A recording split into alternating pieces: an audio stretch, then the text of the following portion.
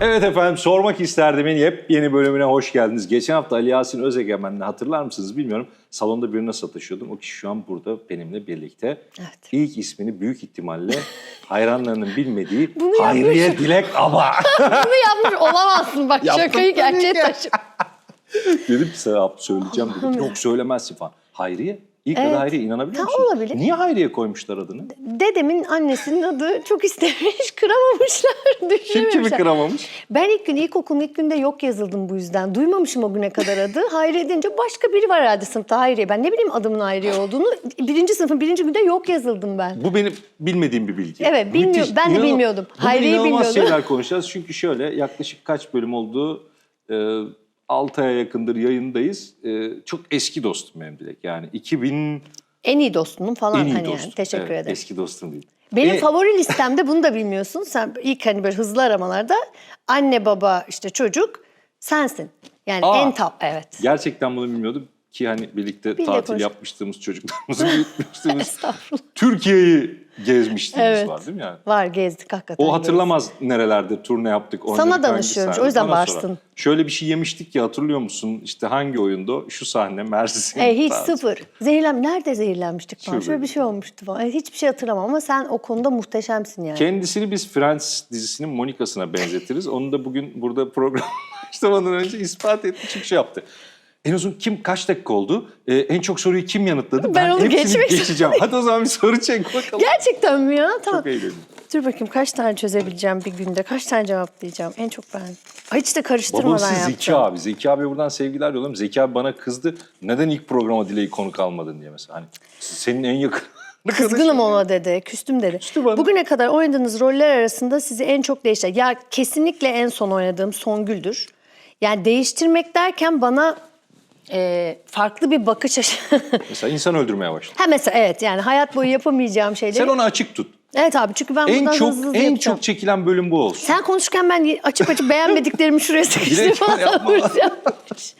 Yani Songül'dür bu Rüzgarlı Tepe'deki. Çünkü şöyle, çok uzun süre oynadığım için bir kere çok bir araya, yani çok böyle içselleştirdiğim, çok sevdiğim bir role dönüştü. Halbuki çok kötü bir kadın olmasına rağmen. Ama 220 bölüm oynayınca her gün saatlerce Rüzgarlı Tepe'ydi. değil mi? Rüzgarlı Tepe'ydi, evet. Çok sevildi, yurt dışında çok sevildi. Ama her şeyden bağımsız kötü bir kadın olduğu için önce ben başrol kızın annesini oynayacaktım, iyi kadın. Fakat başrol çocuğun teyzesine döndüm, kötü kadın, ve çok çekindim yani. O kadar kötü birini nasıl oynarım diye, ama çok sevdim çünkü yani... Ama sen o kadar kötü birini oynayabilirsin yani. Teşekkür ederim. Abi şey değil midir zaten işte. İnandığın zaman, sebeplerini bulduğun zaman aslında kimse kötü değildir ve yaptığın Ama her sen şey... demin dediğimi yanlış anladın. Çok iyi bir oyuncu olduğun için söyledim. Teşekkür. Ben çok kötü bir... yanlış anladım. Ya gerçekten çok sevdim Songül'ü. Çok ağladım biterken. Yani daha da devam edecekti ama bazı sebeplerle bitti. Çok sevdiğim ve şey yaptım. Hep hiçbir zaman unutmayacağım bir rol oldu. Songül çok Songül. sevildi ama seyirci tarafından da Çok çok sevildi. karşılık buldu. Hatta Dilek koyu bir Söyleyecekler. Galatasaray taraftarını stada girerken yaşadığı bir olay Evet, var. ilk orada tanındım. Yani tanındığımı ilk orada anladım diyeyim. Stada girerken güvenlik görevlisi kadıncağız, polis beni arayacaktı ve bir anda kafası Songül Hanım dedi. Daha Dedim, dikkatli "Aa!" arayalım. Şey dedi, yani arayacağım üstünüzde falan. Dedim ki ya bıçakla gelecek halim yok stada, yani hani öyle biri değilim falan, emin Sadece değilim yeğenimi falan. kesmek için. Onu bunu Evde. öldürüyorum, dövüyorum falan. İlk orada anladım, evet. Galatasaray maçına giderken anladım. Çek bir soru daha. Hadi o zaman. çekiyorum. Bak, sana Sen sormadan ben bir tane daha serbest çektim. bıraktım seni. Süper gücünüz olsa ne olurdu? Bir şey söyleyeyim mi? Temizlik yani, bakarak. Hayır, o benim ortalığı zaten süper. Estağfurullah. temizlemek Ben demin olur. siz aradayken burayı temizledim. Şaka Çöpleri yapıyorsun. falan attım. Süper gücüm olsa kesinlikle görünmez olurdum yani. Aa, niye? Evet. Abi, herkesin ne konuştuğunu dinlemek isterdim. Hakkımda. Yani kim ne diyor, kim ne işler çeviriyor falan. Evleri ziyaret eder. Ve sana geldim, ne yapıyor boş zamanı, ne yapıyor? Beni dinlemezdin herhalde, senin hakkında ne konuştuğumu hani. Hayır, bir de ne yapıyor yani? Özel hayat abi çok zevkli değil mi? Evlere giriyorsun, çıkıyorsun falan. Kesin öyle bir şey var. Yatak odamıza kadar girme kardeşim. Hayır böyle o kadar aldım da- sırf dinlemek için değil. Aldım odada senin bardağını şöyle yaptım falan. Düşünsene Aa, hasta sen edeceksin bir de. Tabii ki deli yani deli şey Gördüğünüz yapacağım. gibi hiç kötü bir insan değil yani. Songül aslında iyi oyuncu olduğu için. Yani uğraşacağım anladın mı? Sinir Aa. bozmak için. Kesin görünmez olurdum. Kime Saçını yapardın başını bunu en çok? çekerdim. En çok üçüncü kime yapardın? Onu konuşalım. Erkek arkadaşıma yapardım. Bir yanında gezerdim yani gün boyu. İşe mi gidiyoruz? Haydi gidelim la la la diye böyle. Ay. üçüncü erkek arkadaş. Evet. Rezillik tamam peki. Niye Amerika'ya gittin? Amerika'ya niye gittim? Bunu bize niye yaptın? Niye yaptım? Ben çok üzülmüştüm. Evlendi ve Amerika'ya gitti. Böyle evlerin önünden geçerdim. O dönemler Ya, başka bir yiyeceğim üniversitede. seni. Böyle oluyordum. Hani niye gittiler falan diye. Yani niye gittin? gittim? Aslında şöyle oldu. Zaten Amerika hayalim hep vardı. Üniversite zamanında bir 2 sene gitmiştim. Los Angeles'ta yaşamıştım. Ama oyunculukla ilgili benim garip şöyle bir şeyim oldu. Biz seninle çok uzun yıllar oynadık tiyatroda. Ama sen tiyatro kökenlisin. Ve sen aslında ne yaptığını bilerek oynuyordun. Ben gerçekten bilmeden oynuyordum. Yani tamamen içgüdülerimle ve hiçbir şey bilmediğimi belli bir süre sonra. Çünkü bizim tiyatro kedide biliyorsun yani. Oynuyorduk, yeni oyun geliyordu. Yine biz oynuyorduk. Yine biz hani arka arkaya sürekli çok sağlam bir tecrübe kazandık aslında. Hani binlerce kişi oynuyoruz. O bana ciddi güzel bir sahne rahatlığı getirdi. Ben kolay kolay artık hiç heyecanlanmıyorum, elim ayağıma karışmıyor. Çok rahatım ama tamamen içgüdülerimle oynuyorum. Ve bir süre sonra bu beni çok rahatsız etmeye başladı. Teknik bilmiyorum, hiçbir şey bilmiyorum. Ve dedim ki yani ben bu işi ömür boyu yapacaksam böyle yapamam yani. Benim bunu gerçekten, o benim bir de kişisel kendi mükemmelliyetçi halimle de çok alakalı. Kendinden emin olmak istedim. Ben biliyorum da oynuyorum. Nasıl oynandığını biliyorum. Yani tamamen içgüdülerime dayanarak oynamıyorum diye. O yüzden orada çok istediğim bir okul vardı aslında. Bir 10 yıldır hayalimdi.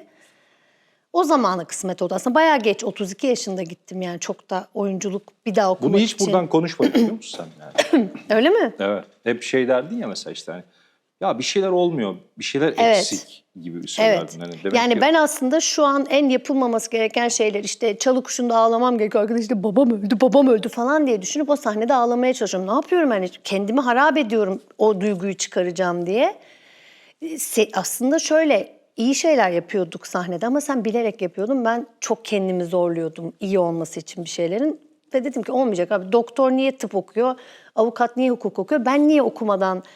Ben çok inanıyorum. Ben o kısımdaki bir buna oyuncuyum. ben de çok inanıyorum. Yani. Çok inanıyorum eğitime. Ben kendi oğluma da işte Atlas'ı biliyorsun. Hani ben oyuncu olmak istiyorum dediğinde şey dedim. Okey ben hiçbir itirazım yok ama bu işin okulunu okuyacaksın. Yani veya en iyi şekilde eğitimini alacaksın. Evet. Bence kim ne iş yapıyorsa yapsın. Kesin. Bunun bir eğitim hattından geçiyor olması lazım. Net.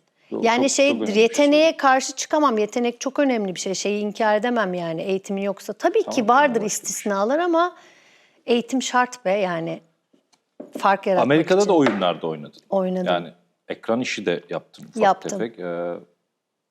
Aradaki fark var mı? Ne var ya da bugün hala orada olmak ister miydin mesela? Orada bir şeyler yapıyor olman Var. ya da mesela bunu çok insan seyrediyor ve hep şey var ya, ben de yurt dışında iş yaptım. Çok da iyi bir iş yaptım. Ama ya işte Türkiye'de böyle, Amerika'da böyle aslında çok da büyük bir fark olmadığını, sadece birinin oradaki her çalışanın bu işin eğitiminden geçtiği için Evet. herkes kendi gerçek mesleğini yaptığını Evet. gördüm ve disiplini ve onun o yüzden bir endüstri olduğunu gördüm. Sen buna Doğru. nasıl bakıyorsun? Şöyle düşünüyorum yani Amerika'da okuduğumuz okulda ilk bunu bize şey yaptılar diyeyim. Yani ilk orada fark ettim. Oyunculukla ilgili orada da çok hırslandım. Şeyle alakalı. Ben ne yapacağım bu kadar Amerikalılar arasında? Hani ben bir Türk'üm, İngilizcem iyi ama oraya yani bunlar da Amerikalı. Orada hocaların, çok sevdiğim bir iki hocanın diyeyim.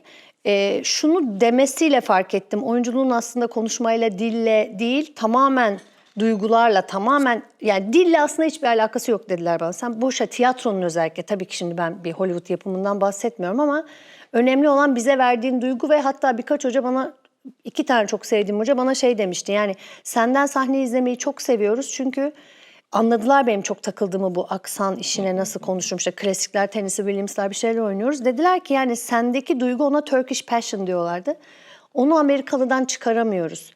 Sizden gelen, sizin böyle bir şeyiniz var yani o Akdeniz ile alakalı bir şey mi bilmiyorum. O çılgın Abi, duygusal olarak o kadar yorucu bir ülke ki böyle her Aynen şey öyle, her an var. ciddi söylüyorum. Yani sende her rengin olma sebebi aslında bu coğrafyada yaşıyor olman. O yüzden bir avantaj aslında. Net bir avantaj. Bir sürü rengi barındırıyorsun. Bir Türk olarak veya işte Avrupa'dan geldiğinde. Ama tabii ki de profesyonel hayatta ben de hep Orta Doğulu kızı oynuyordum Amerikan yapımlarında. Türk tiyatroları yapıyordum. Ama seni gördüğünde tipolojini, yani bir Amerikalıyı oynaman gerçekten bir tık zor. İstediğin kadar zorla. O aksan, nasıl sen anlıyorsun bir Amerikalı istediği kadar iyi Türkçe konuşsun. Ha, nerelisin diyorsun. Duyuyorsun bir yerde. Duyuyorsun tabii ki. O çok zor. Yani onu kırmak zor ama olmayacak bir şey değil. Benim orada hala çok dizide, filmde oynayan arkadaşlarım var Türk. Olmaya da biliyor ama mesela hani doğandan geliyor. Mesela benim oynadığım projede şey demişler, hiç duyulmuyor Türk aksanı mesela. Evet. Ben de onu bilerek yapmıyordum. Benim müthiş İngilizcem olduğu için değil senin gibi ama yok sende aksan yok diyorlar mesela bana. Bence o ön yargıyı kırmak lazım. Yani oyunculuk oyunculuktur.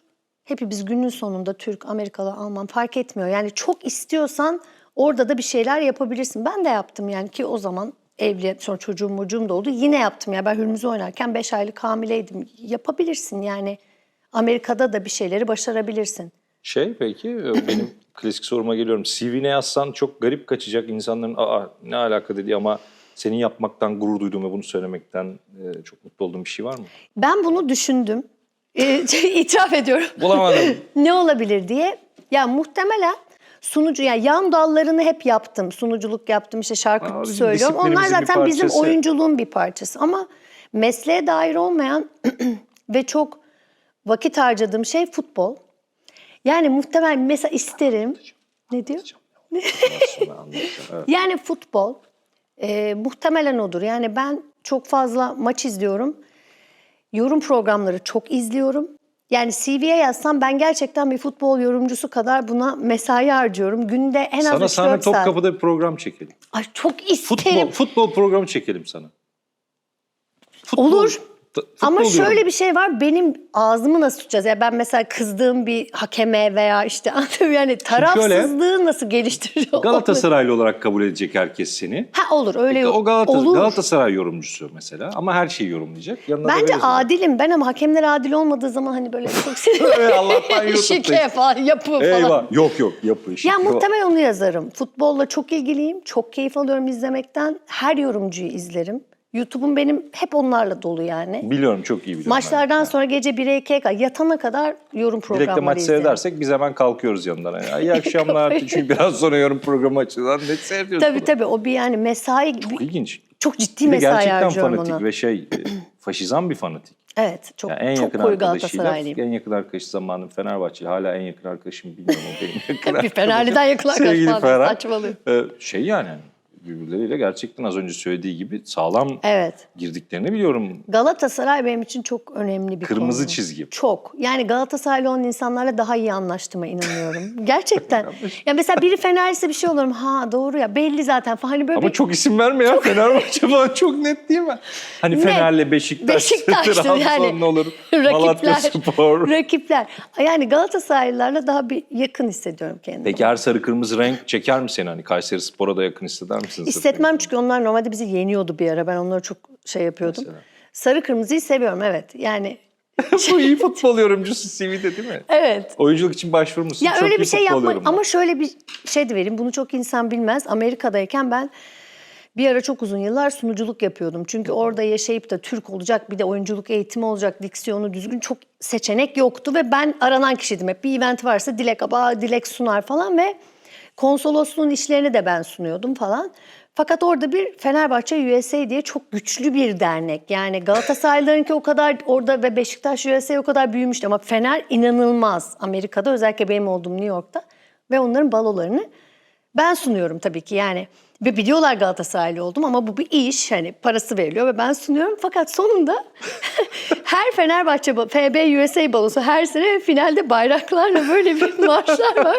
Ünlü iş adamları geliyor, bağış yapıyorlar falan, tabii teşekkür ediyoruz. En son bayrak kısmında Dilek yok. Sunucu yavaş yavaş kulise kaçmış. Ya onu yapamıyorum. Efendim törenimizin sonuna geldik. Artık- Arz ederim diyerek. Teşekkürler, ekrandan geldiğiniz için çıkıyor. teşekkürler, bay bay deyip kaçıyorum. Çünkü o kısmı yapamıyorum yani. Nerede profesyonellik? Arkadaşım ya bayrak sallama artık şeye giriyor yani. Hani Fanatizme ruhumuzu satmadık ya o kadar da değil. Şey diyor işte bütçem bu kadar, bayrak sallarsan Artı bu 1000 kadar. dolara bayrak sallamazsan artı 1000 dolar değil mi? Sunucuna 500 dolar yapıp 1000 dolara da bayrak sallarız. Evet ya orada evet Of. şeyim var. Ama beni görürsün yani balolarda var hani resimlerim FBYS'de sunucu ama bayrak Bakacağım sallamaz. Google'da. Ekranla sahne arasında nasıl bir fark var senin için? İnanıyor musun böyle bir fark olduğunu? Oyunculuk olarak, duygusu olarak çok yok. Ama tabii ki teknik olarak dağlar kadar var. Ben ilk işimde küçük bir televizyon filminde oynamıştım Ay Yapım'da. Yönetmenimiz kulakları çınlasın, kadıncağız gerçekten 3-5 saat bana Dilek küçük oyna falan. Hani ben tiyatrodan taze çıkmış öyle hiçbir şey bilmeyen biri olarak çok büyük yaşadım mimiklerimi, jestlerimi ve kadıncağız sürekli böyle diyorum, niye küçültüyoruz falan, ne yapmamızı istiyorsun falan. Küçük oyna diye. Tekniksel fark var. Yoksa oyunculuk olarak hani sesindi, vücut dilindi, mimiğin jestindi, küçültme, gözlerinle daha çok oynamak gibi. Şunu oynamak istiyorum dediğim bir şey var mı? Yani ya abi bunu oynamadan ölmesem. Var ama şimdi yaşım da geçtikçe Önemli de değil ya. şey Ne olacak? oluyor, Ne zorlaşıyor. mesela? Ya böyle polisiye şeyleri hani işte silahlı milahlı bayağı dövüşlü sahneler olan işte Ekranda, sahnede. çok isterim. Ben Sahnede, dövüşüyorum sürekli. Ben biliyorsun işte ben. ya biliyorum ben ama şimdi kadınlarda hani belli bir yaştan sonra oturup komiserdi işte ajandı falan da oynayamazsın ya. Ben de şimdi artık 45 yaşına Dilek geldim. şey diyor bana yapıyor. Ya ben de bir dönem işinde oynayayım. Valla ben de bir günümüz işinde oynasam fena Ya olmayacak. evet sen hep dönem. Şey o döndü zaten. Günlük diziden ulusala normal oyuncu çıkmaz hikayesi vardı eskiden. Evet. Şimdi o dönem oyuncusu. Lan ne alakası var? Hakikaten öyle bir şey oluyor ama yani ya da bu hep kötü kadın ya da bu hep kötü adam, bu hep jön falan. Ama ben hakikaten çok isterdim böyle inşallah olur bir gün. Hani mövüş olan polisiye bir şeylerde bir dizi, film neyse oynamak. Onun için Tiyatroda var eğitim mı? alıp. Tiyatroda var mı böyle bir şey? Ya tiyatroda aslında var. O da şöyle İngilizcesini oynamıştım. Tennessee Williams'ın. Arzu Travmayı'ydı. Evet. Onu çok kısa bizde şey yapılıyorlardı derslerde hani buradaki gibi işte bir sahne veriyor oynuyorsun. Sonra hoca çok beğendi onu. Dedi ki bunu hani biraz uzatalım. Sen de bazen yapıyorsun ya aynısını öğrencilere. Hani sevdiğin bir şeyi çalışsınlar, bir döneme yaysınlar istiyorsun. Onu İngilizce oynamıştım ve yani bence Türkçe onda ben çok güzel duygusunu daha şey yapabilirdim. Yani dil biraz Blank. bariyer oldu. Çünkü onu şey yapana kadar hani Türkçe'ye çevir o kelimenin anlamı ne falan keşke onun Türk versiyonunda oynamak Senin isterdim. oynadığın Yani. en sevdiğin düşündüğüm o müzikaldeki hayaletti. Doğru. Değil mi? Doğru. Çok- Hürmüz'ü de çok sevdim. Amerika'da oynamıştım onu da ama müzikaldeki hayalet bambaşkaydı ya. Yani o çok canlıydı. Arkada canlı orkestrayla müzikal yapmanın keyfi. Hani half playback değil, canlı söylüyoruz her akşam. Çok sevimliydi. Çok da iyi sevdim. oynamıştı. Onunla ödül falan aldım yani. Zaten ondan sonra dur dedim ödül veriyorlar. Ben bari bunu eğitim Bir şeyler oluyor ya. Eğitim alayım bari. Zaten ayıp ondan olmasın. sonra gittim işte ödüller almaya başladı. Ben bir eğitim almaya gideyim. Ya iyi gidiyor ya işte. Ama hani niye şey- ödül veriyorlar? Ben bilmiyorum ne yaptım. Ödül veriyor bu adamlar. Dur biraz çalışayım Biz bari. bilmiyoruz ben burada ne yapıyorum bir Amerika'ya gideyim Bilmiyorum. bir eğitim alayım falan. Tabii ben biliyorum ama hani bilmediğim bir sürü şey çıkıyor. Hiç böyle ya şunu yapma Dilek dediği insanların Karakteristik bir şeyden mi bahsediyorsun? yaşamsal yapma şunu. Ya ben sana şey yaparım yani mesela ya bırak temizleme şuraları. Ya, Ha şurada- o herkes o diyor var ama. ama onu herkes biliyordur. O spesifik bir şey. Onu şey de temizlik biliyordur büyük hastalığı. ihtimalle. Fanların da biliyordur. Yani temizlik aslında bende şöyle bir şey. Temizlik hastalığı değil o Abdülhamit. Aslında ben steril bir tip değilim. Yani ben kaldırıma otururum, yemek yere düşerse alır yerim. Evet. Steril tarafım yok. Düzenle alakalı bir sıkıntım var. Yani her şey yerli yerinde düzenli olmalı. İşte o bardak orada durmamalı. O var. Onu artık insanlar yapma demiyor artık. Beni sette de mesela belediye işçisi diyorlardı bana. Çünkü ben set aralarında seti temizliyordum. Hani çöp kutularını boşaltıyordum falan. Hani şu an sahnem yok. Ben de burayı toplayayım falan. Makyöz kızcağız çok kulak kaçır. Hatice Dilek abla abartma. Tuvaletteki çöpleri temizliyorum falan. O bilinen bir şey, ona karışmıyorlar artık. Hani bu yapsın, bu böyle mutlu oluyor diye. Herhalde endişe huyum vardır benim. Hani her şeyin en kötüsünü, en kötü senaryoyu bile düşünüp olmuş gibi de hani o uçak kesin düşecek falan. Hani öyle yaşam işte cenazemde şunu mu diyecek falan. İşte şu falan. Planlı her şey. Korkuş endişeli bir insanım. Yani inanılmaz. Önden her acıyı yaşarım sonra olay olmayınca da boşa yaşarım. Şunu oynamak isterdim dediğin bir şey böyle. Dedik ya. Hayır. Böyle abi ne projeydi ya? Hani senin oynamadığın Ha izlerken. Friends'tir büyük ihtimal.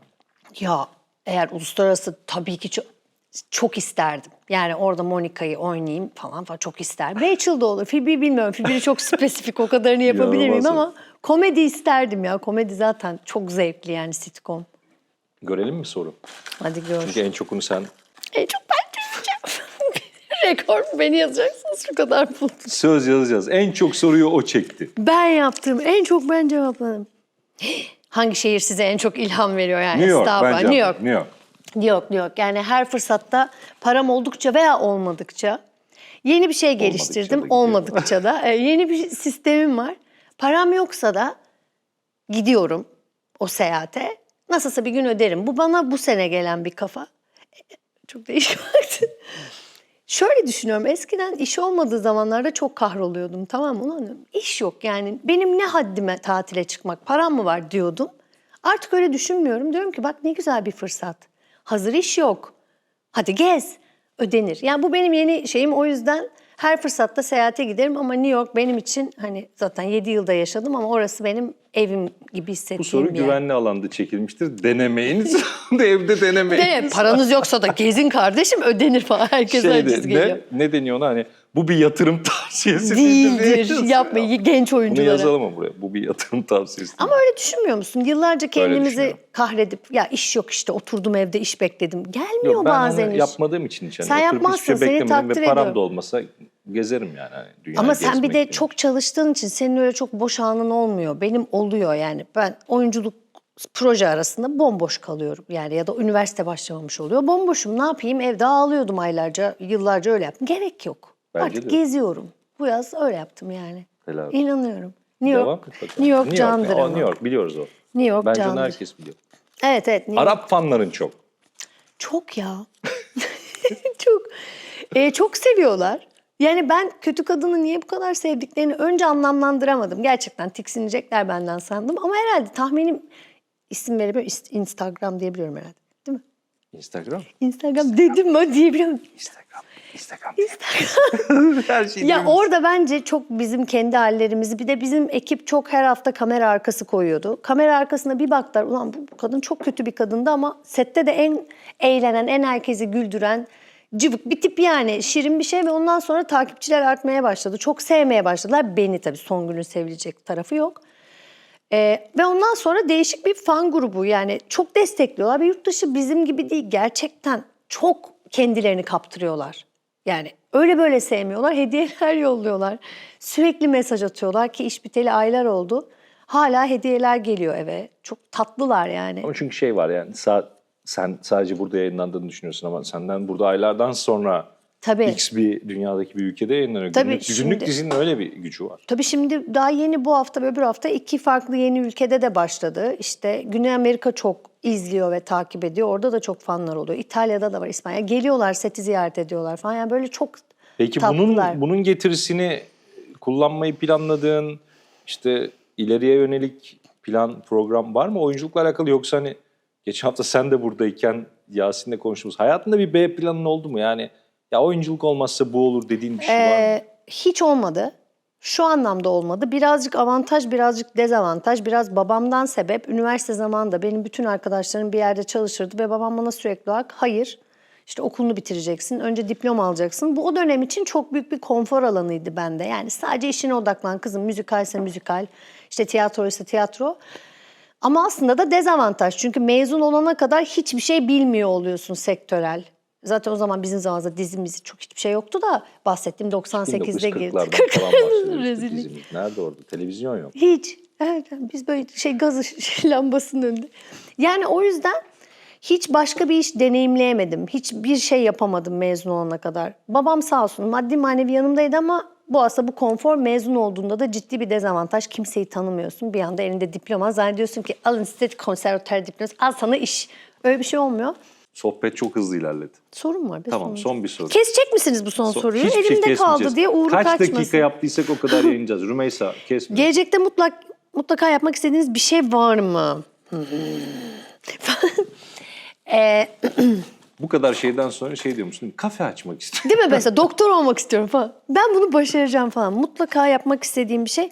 Yani aslında bir böyle Onu söyledim galiba ya. Tamam onu söyledim. Tamam ya bu soruyu Hadi başka soru çek. Tamam. Hadi. Şey işte ya polisiye bir şeyde oynamak istiyorum. Mutlaka. Ya çok yaşlanmadan. Bu deminki Daha benim var, bir beceremem 20 dediğim yılın soru. var ya yaşlanmaya. Teşekkürler. Teşekkürler. Yıllar sonra biri adınızı duyduğunda sizce neyle hatırlanacaksınız? Ay çok güzel soru. Kim yazdı bunu? Dilek nasıl biriydi? Ay neyle hatırlanacağım acaba? Şöyle bence bu çok duygusal bir insanım. Ben inşallah öyle hatırlanırım diye söylüyorum. Yani çok sevdiklerine çok değer veren, onları çok önemseyen biri. Umarım öyle hatırlanacağım bence diyemem ama inşallah öyle hatırlanırım hep. Yani İnşallah öyle sevdiğimi çok hatırlanırsın. severim. İnşallah çok severdi, çok iyiydi derler. falan. Dilekçim. Küfür, Mesela en küfür güzel dilimin şey bu. ucunda. Dilekçim, Allah en güzel. dilekçim. Kusura bakma burada ismini yanlış yazmışlar. Ne Gaziantep Durmuşlar Hatıra Ormanı'na senin adına bu Çok programa katıldığı tatlısınız için ya. bir adet fidan bağışladık ama sadece Dilek Aba yazmışlar. Ben Sen onu buraya ekliyorsun mu Hayri? Evet, E-Devlet'te sonra Hayriye. tanımazlar, adıma dikmezler Rakam dedim. olarak Teşekkür ekledim. ederim Abdülcüm. Kabul Gerçekten edersen. teşekkür ederim ya. Gerçekten biz çok teşekkür ederiz tatlısınız. geldiğin Süper. için.